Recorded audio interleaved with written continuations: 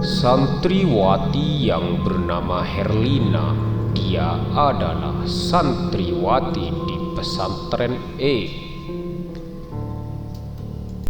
Suatu hari, demi mendapatkan perhatian, dia mencuri batu cincin aki dari seorang kiai yang mengajar di pesantren tersebut. Dan tak disangka, dia ketahuan oleh santri yang lainnya yang kemudian melaporkan kepada pihak pengurus pesantren. Karena ketakutan dan malu telah dilaporkan dan akan dihukum, dia langsung kabur dari pesantren itu.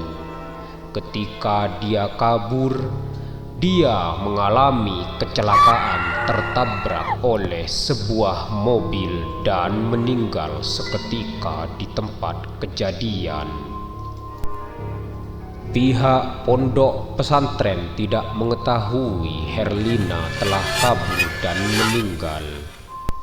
Orang tua Herlina yang mengetahui bahwa anaknya telah meninggal sontak kaget dan tidak rela.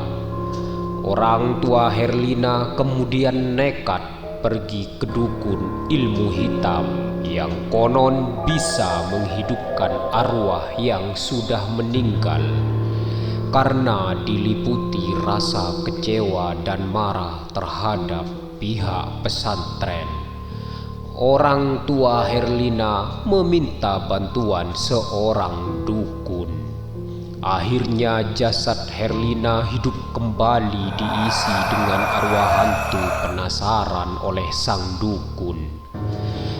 Dan sang dukun meminta satu syarat, yaitu setiap malam Jumat Kliwon Herlina harus minum darah. Herlina menjadi semacam hantu penghisap darah. Setelah hidup kembali, akhirnya Herlina kembali ke pondok pesantren dengan tujuan menuntut balas ke pihak pesantren. Karena pihak pesantren tidak mengetahui kalau Herlina sudah tewas, maka pihak pesantren menerima dia lagi dengan catatan meminta maaf dan mau dihukum. Teman-teman Herlina merasa aneh ketika Herlina membawa koper yang isinya berbau busuk. Teman-teman Herlina curiga kalau Herlina menyimpan sesuatu berbau busuk di koper tersebut. Teman-temannya pun ngecek isi dalam koper tersebut waktu Herlina tidak ada. Dan teman-teman Herlina kaget waktu melihat koper tersebut yang isinya darah yang berbau busuk.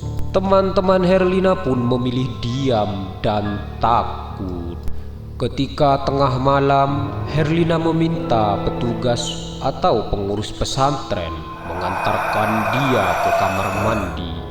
Karena dia takut ke kamar mandi sendirian, dan petugas pesantren pun mengantarkan Herlina ke kamar mandi.